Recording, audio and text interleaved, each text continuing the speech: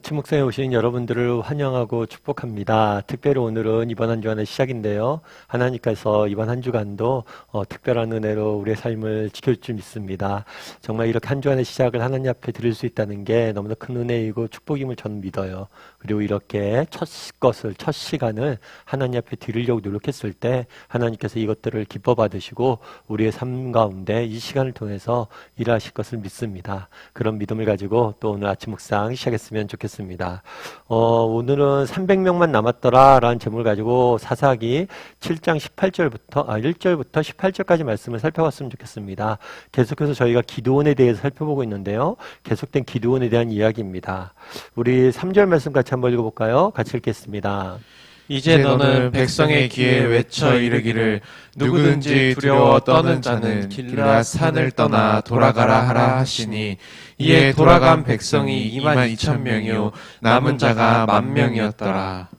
예, 오늘 본문에 보면 너는 기드온이죠. 기드온에게 하나님께서 명령하십니다. 뭐라고 명령하시냐면 사람들에게 말하라는 거죠. 어떻게 말해요? 누구든지 두려움에 떨면 길앗산으로 떠나 돌아가라 이렇게 이야기하십니다. 그 결과는 어떻게 했다고 그랬어요? 원래 32,000명이 있었는데 그 중에서 얼마가 돌아갔다고 그랬어요? 22,000명이 돌아가고 10,000명이 남았어요. 사실 전쟁에서 우리가 알다시피 가장 중요한 건 군사력입니다. 얼마나 군인이 많냐가 굉장히 전쟁할 때 중요해요. 그런데 의도적으로 하나님께서 사람들을 떠나보내게, 돌려보내게 하는 모습들 보게 됩니다. 특별히 오늘 본문에 보면 어떻게 되어 있어요? 거의 2배에 가까운 3분의 2가량이 떠나가는 것 모습을 보게 돼요. 그러니까 그만큼 군사력을 줄인 거죠. 사실은 전쟁에서 이건 말이 안 되는 일입니다. 그럼에도 불구하고 우리가 납득이 되는 면이 있죠. 그건 뭐냐면 두려움에 떠는 자는 떠나가라 이렇게 되어 있어요. 두려움에 떠는 자는. 사실 두려움에 떠는 자를 왜 떠나가라고 했을까요? 사실 두려움에 떠는 자는 도움이 안 될 수 있겠죠. 막상 전쟁이 일어나면 두려움에 떨던 사람도 어떻게 해요? 금방 전열에서 이탈하고 도망가고 오히려 이런 사람들은 다른 사람에게 악영향을 미칠 수가 있습니다. 그래서 우리가 가끔 그런 얘기를 듣죠. 야, 가만히나 있지. 왜 방해까지 하냐.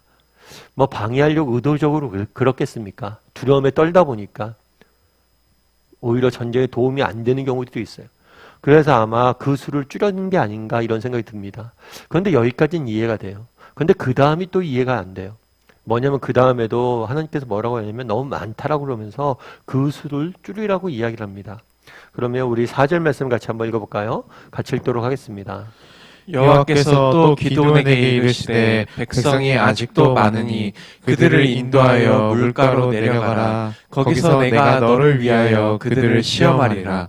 내가 누구를 가리켜 내게 이르기를 이 사람이 너와 함께 가리라 하면 그는 너와 함께 갈 것이요 내가 누구를 가리켜 내게 이르기를 이 사람은 너와 함께 가지 말 것이니라 하면 그는 가지 말 것이니라 하신지라. 먼저 하나님께서 기드온에게 계속해서 얘기해요. 뭐라고 했냐면 아직도 많다는 거예요. 1만 명이 남았는데 군대 3분의 2가 떨어져 나갔음에도 불구하고 많다는 거예요. 그런 다음에 뭐라고 얘기하냐면 물가로 내려가는 거예요. 물가로 내려가서 사람들에게 사람들과 함께 물가로 내려가라는 거죠. 그러면 내가 누구를 남기고 누구를 떠나보낼 건지 너에게 알려줄 것이다 라고 이야기합니다. 그러니까 하나님께 다 알려준 게 아니에요. 누굴 떠나보내라 이야기하지 않았어요. 먼저 물가로 가라고 이야기합니다. 그럼 그 결과 어떻게 됐을까요? 우리 7절 말씀 같이 한번 읽어볼까요? 같이 읽겠습니다. 여호와께서 기드온에게 이르시되 내가 이 물을 핥아먹은 300명으로 너희를 구원하며 미디안을 내 손에 넘겨주리니 남은 백성은 각각 자기의 처소로 돌아갈 것이니라 하시니. 예. 물가로 갔어요. 물가로 갔는데 사람들이 이제 물가로 가니까 물을 먹어야 되잖아요. 물을 먹는데 한쪽 사람들은 어떻게 먹었냐면 손으로 물을 떠서 먹었어요. 다른 한 사람들은 입을 물에 대고 이렇게 핥아먹듯이 먹은 거예요. 그러니까 물 먹는 방법이 다 두 가지로 갈린 거죠. 그런데 입을 대고 물을 먹은 사람 300명이고 나머지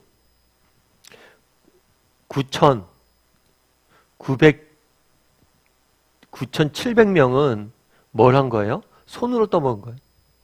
그런데 하나님께서 뭐라고 얘기했냐면 이 손으로 떠먹은 사람들은 다 돌려보내라는 거예요. 이 사람들은 안 된다는 거예요. 이 300명만 데리고 너희가 전쟁에 나가라 라고 이야기하는 모습들을 보게 됩니다. 이 부분에 대해서는 다양한 해석들이 있어요. 근데 제가 어렸을 때 설교 들을 때 그런 말씀 하셨던 것 같아요. 손으로 먹는 사람들은 어떤 사람이에요? 무기를 손으로 먹으려면 어떻게 돼요? 무기를 손에서 놔야 되죠. 그리고 손으로 이렇게 물에 떠먹어야 됩니다. 그런데 입으로 핥아 먹는 사람은 뭐예요? 여전히 무기를 들고 입으로 핥아 먹었다는 거예요. 그래서 이 사람들, 300명의 사람들은 어떤 순간에도 싸울 준비가 된 사람이라서 300명을 택했다라고 이렇게 말씀하시는 걸 들었어요. 근데 사실은 그거는 좀 아닌 것 같아요. 제가 생각하기에는 오늘 본문에 보면 계속해서 하나님께서 숫자를 줄이라고 합니다. 왜 입을 대고 먹는 사람들을 뽑았느냐? 그냥 뭐예요? 여기가 적은 숫자였기 때문에 이 사람들을 뽑은 것을 우리는 알 수가 있습니다. 다르게 말하면 하나님께서는 계속해서 숫자를 줄여가는 모습들을 보게 돼요. 그렇다면 왜 이렇게 숫자를 줄여가셨냐는 거예요. 앞서 얘기했던 것처럼 전쟁을 할 때 군사력, 군인의 수가 얼마나 중요합니까? 그런데 의도적으로 줄인 거예요. 게다가 처음부터 300명만 할 거면 처음부터 300명만 뽑으면 되잖아요. 그런데 온 이스라엘 백성들 다 모으게 하시고 또 이런 과정들을 통해서 줄였던 거예요. 그럼 이 과정을 통해서 하고자 했던 메시지는 뭐냐는 거예요. 왜 이렇게 줄였을까요? 이유는 거기에 있어요. 어디에 있냐면 하나님께서 여기서 바란 건 뭐냐면 숫자에 의존하지 말라는 거예요. 3만 명이 모였어요. 기도원 마음속에 또 백성들의 마음에 어떤 생각이 있었을까요? 야, 우리가 이렇게 많이 모이다니. 정말 우리에게도 소망이 있어. 우리 이스라엘 백성에게 소망이 있어. 나와 같은 사람이 이렇게 많구나. 우리 함께 나가 싸우면 이기겠다. 이런 마음을 품었을지 모르죠. 그 마음이 나쁜 것은 아니라고 저는 생각을 해요. 다만 그런 마음을 품다 보면 뭐에 의지할 수 있어요? 숫자에 의지할 수 있다는 거예요. 그날에 계속해서 사람들 숫자를 줄입니다. 왜 줄였습니까? 숫자에 의지하지 말라는 거예요. 다르게 말하면 너희가 가진 건 너희의 힘, 너희의 능력을 의지하지 말라는 거예요. 이 전쟁은 나에게 속했으니까 나를 온전히 의지해라.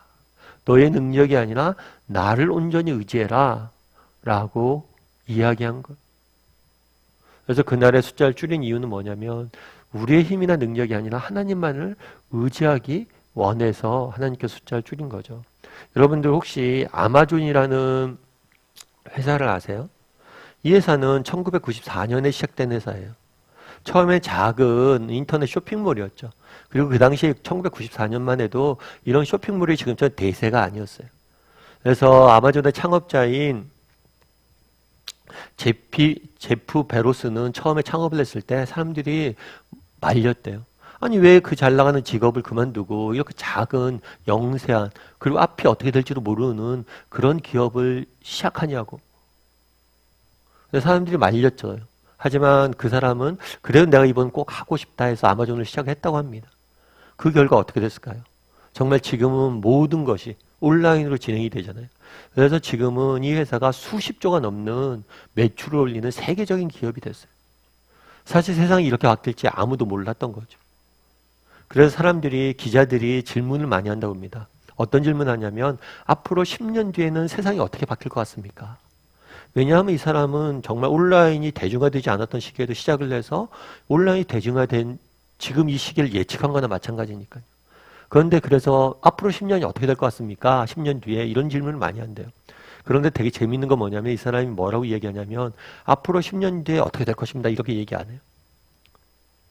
많은 사람들이 10년 뒤에 세상이 어떻게 변화될지에 대해서 궁금해하는데 중요한 건 어떻게 변화될지가 아닙니다. 변하지 않는 것이 무엇인지를 파악하는 게 중요합니다. 라고 이야기하는 거예요. 우리가 생각이 어떻게 하면 변화와 예측의 아이콘이죠. 그런데 오히려 그 사람이 주목하는 건 뭐예요? 변화되지 않는 거라는 거예요. 왜냐하면 변화되는 것을 붙잡아봤자 그건 역시 변화되어지고 그건 어떻게 될지 모른다는 거예요. 변화되지 않는 것을 주목하는 게 중요하다는 거예요. 우리 인생도 마찬가지죠. 왜 인간의 힘이나 능력이나 이런 것들을 의지하지 말라고 했을까요? 이건 늘 변화돼요. 3만 명이 오늘 모일 수 있어요. 하지만 금방 또 두려움에 떨면 흩어질 수도 있습니다. 정말 변화되는 것을 의지하고 우리가 살아가다 보면 뭐예요? 우리는 결국에 넘어질 수밖에 없다는 거예요. 건강도 마찬가지죠. 평생 건강한 사람 없어요. 능력도 마찬가지죠. 평생 우리의 능력이 정말 대단하거나 힘이 있거나 그러진 않을 거예요. 그날에 왜 기드온에게 숫자를 줄이라고 그랬습니까? 변화되는 것들이 아니라 변화되지 않는 영원하신 하나님을 의지하라는 거. 그 하나님을 의지하고 너가 나아갔을 때 너희가 승리할 거라는 거. 우리도 한번 돌아봤으면 좋겠어요. 나는 얼마나 정말 하나님을 의지하는 사람입니까? 숫자가 아니라 내가 가진 능력, 내가 가진 힘, 내가 가진 무엇이 아니라 하나님만을 의지하는 사람인가 돌아봤으면 좋겠어요. 왜 하나님을 의지해야 됩니까? 그것은 변화되지 않는 것이기 때문입니다. 그것은 영원하시기 때문입니다. 우리 하나님은 영원하시고 신실하신 분이시기 때문입니다. 그래서 오늘 하루는 정말 나는 누구를 의지하는 사람인지 돌아봤으면 좋겠고, 이번 한 주간 정말 하나님을 의지하며 나아갈 수 있는 우리 모두가 되기를 주님의 이름으로 소원합니다. 우리 이 시간 우리 약할 때 강함 대신 함께 찬양해 봤으면 좋을 것 같습니다. 정말 하나님을 바라봤으면 좋겠습니다. 우리의 힘이나 능력을 바라보지 마십시오. 그건 언제든지 변하고 약해질 수 있는 거예요. 하지만 우리 하나님께서는 누구십니까? 가장 작은 300명을 통해서도 일할 수 있는 분이세요. 하나님을 바라보며 의지하며 살아가겠다는, 내 힘이나 능력이 아니라 하나님을 바라보며 의지하며 살아가겠다는 고백을 담아서 이 시간 함께 찬양했으면 좋겠습니다. 약할 때 강함 대신에, 약할 때 강함 대신에 나의 보배가 되신 주 나의 모든 것 주 안에 있는 보물을 나는 포기할 수 없네. 주 나의 모든 것 예수 어린 양 존귀한 이름 예수 어린 양 존귀한 이름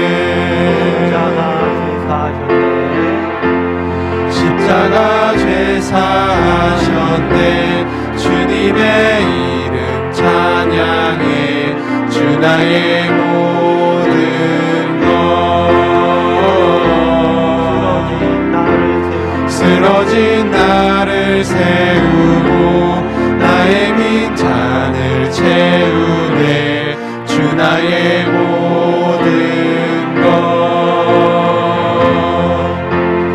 예수 어린 양 존귀한 이름 예수 어린 양 존귀한 이름 예수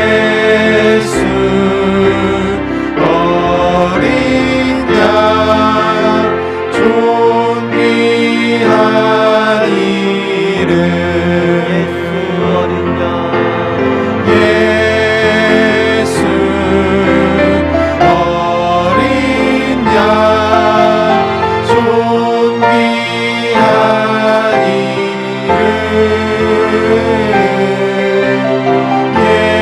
이름 예수 어린 양 존귀한 이름. 이 시간 우리 함께 기도했으면 좋겠습니다. 함께 기도하실 때 오늘 말씀 기억하면서 기도했으면 좋겠습니다. 그날 하나님께서 아직 너희 숫자가 많으니 숫자를 줄이라 라고 이야기합니다. 정말 우리가 숫자에 의지하지 말라고 이야기합니다. 왜일까요?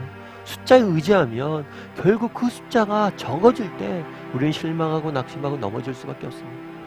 힘의 논리로 바라본다면 힘이 사라지는 것 때 우리는 약해지고 넘어질 수밖에 없습니다. 그런데 우리가 가진 것들이 영원한 것이 없습니다. 어디 있습니까? 우리가 믿고 지금 당장 의지할 수 있는 건강, 능력, 가진 것들 다 금방 사라질 것들 아닙니다. 너희가 정말 변하고 사라질 것들이 아니라 정말 영원히 변하지 않는 나를 바라보고 나를 의지하며 살아가라고 이야기합니다. 이번 한 주간 시작입니다. 나는 얼마나 내가 가진 건 내 힘과 내 능력이 아니라 하나님만을 의지할 수 있는 사람인지 돌아봤으면 좋겠고, 이번 한 주간 시작인데 하나님 정말 제가 하나님만을 의지하며 살아가겠습니다 라고 고백할 수 있는 이 시간이 되었으면 좋겠습니다. 또한 기도하실 때 정말 오늘은 이번 한 주간의 시작입니다. 하나님 저를 이번 한 주간의 삶을 지켜달라고, 이번 한 주간 내 삶을 통해서 하나님께서 이루고자 했던 그 아름다운 계획들이 뜻이 이루어지는 한 주간이 되게 해달라고, 그리고 우리의 인생을 이번 한 주간 대체 지키시고 보호하시고 인도해달라고 이 시간 오늘 말씀 기억하면서 이번 한 주간의 삶을 위해서 한 목소리로 같이 기도하도록 하겠습니다. 같이 기도하시겠습니다.